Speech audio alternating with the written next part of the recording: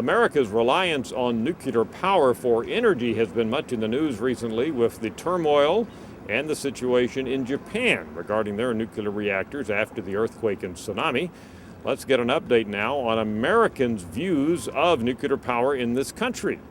This is a very interesting question. We haven't asked it in exactly this way before, but we said, generally speaking, do you think nuclear power plants in the United States are safe or not safe? And you see the results in front of you.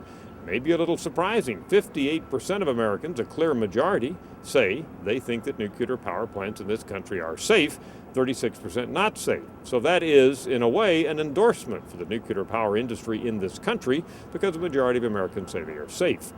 Now, we went back to 2001 to find a different question that we had asked then. You can see the wording there in front of you, and it's very important that you look carefully at it.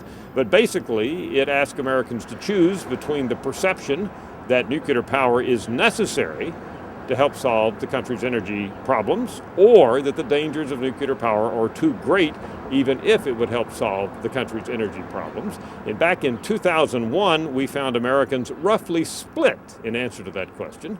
Now, we can fast forward to just recently when we re-asked the question, March 25 to 27, and what do we find? Very little difference.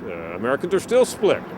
So despite all of the publicity about the nuclear problems coming out of Japan, we have Americans, at least on this one question, responding about the same now as they did back in 2001, suggesting not much change.